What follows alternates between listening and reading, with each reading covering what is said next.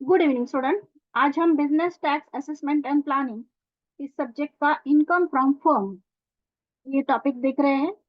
आज हम 6 नंबर का प्रॉब्लम देख रहे हैं। ये न्यू बुक में का नंबर 3 का प्रॉब्लम है, लेकिन ऑलरेडी हमारी 3 वीडियोस अपलोडेड है, सो मैंने इसको प्रॉब्लम नंबर 6 बोला है। तो ये NEP 2023 as well as 2019 pattern both student के लिए यूजफुल है। MCom part first semester second के as well as TY BBA DTL MBA and CA के स्टूडेंट के लिए भी ये वीडियो यूजफुल है। तो स्टार्ट करते हैं।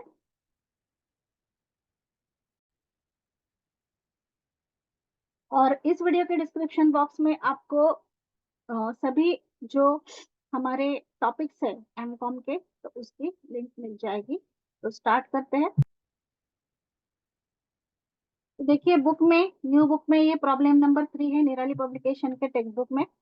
From the following information given below compute total income of firm and tax payable by assessment year 2023-24 particular. और यहाँ पर कुछ अमाउंट दी गई है।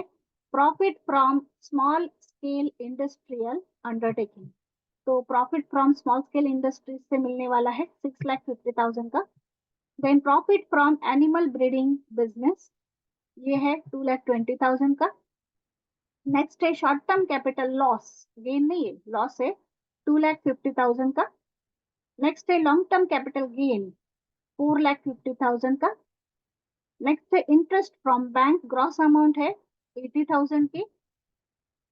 And donation to charitable institution approved institution है और बाय चेक डोनेशन दिया है 1,30,000 का। तो हम सॉल्यूशन स्टार्ट कर रहे हैं। Competition of total income of assessment year 2023-24। तो पहले हम जो इनकम से बोलेंगे, तो फर्स्ट इंडस्ट्रियल अंडरटेकिंग का इनकम है 6,50,000 का, इनर कॉलम में लिया। देन हमने एनिमल ब्रीडिंग का लिया 2,20,000, दोनों की टोटल करके 8,70,000 आउटर के कॉलम में लिया। अभी कैपिटल गेन में एक लॉस है एक गेन है, तो हम यहाँ पर हेडिंग दे रहे हैं capital gain. Long term capital gain जो है तो वो है 4,50,000, उसमें से हम शॉर्ट टर्म कैपिटल लॉस जो है वो लेस करेंगे। सो हमने लॉन्ग टर्म कैपिटल गेन में से लेस किया है शॉर्ट टर्म कैपिटल लॉस। तो शॉर्ट टर्म कैपिटल लॉस है 2,50,000 का, वो माइनस करके हमारा नेट जो गेन आया है आउटर के कॉलम में या फिर इनकम आया है 2 लाख का। Then income from other sources, इसमें इंटरेस्ट आएगा, जो 80,000 का इंटरेस्ट दिया है वो आएगा। तो हमने यहाँ पर 80,000 का इंटरेस्ट लिया है।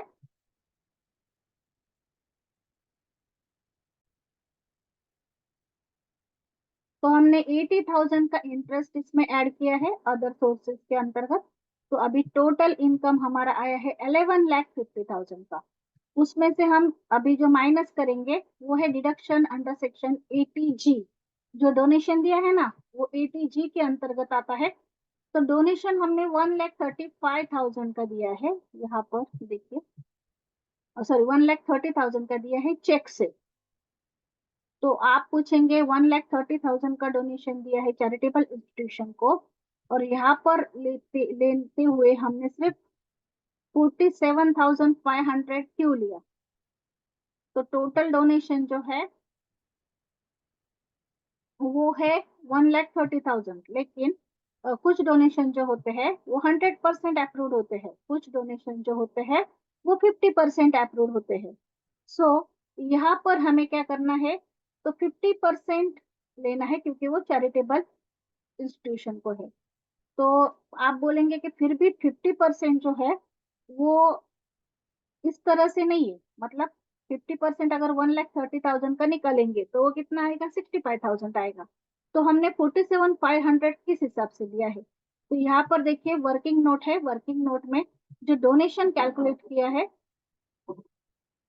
वो किस तरह से किया है ये बताया है। तो यहाँ पर देखिए क्वालिफाइंग अमाउंट 10% ऑफ, 10% ऑफ 11,50,000, मतलब जो हमारा टोटल आया है ना उसके 10% minus long term capital gain का जो इनकम आया था ना आउटर में वो, मतलब वो है 2 लाख। तो उसमें से वो माइनस किया, तो टोटल अमाउंट हमारी कितनी आई, 11,50,000 में से 2 लाख माइनस किया तो 9,50,000।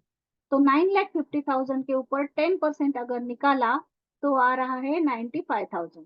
तो 95,000 के 50% डिडक्शन मिलेगा।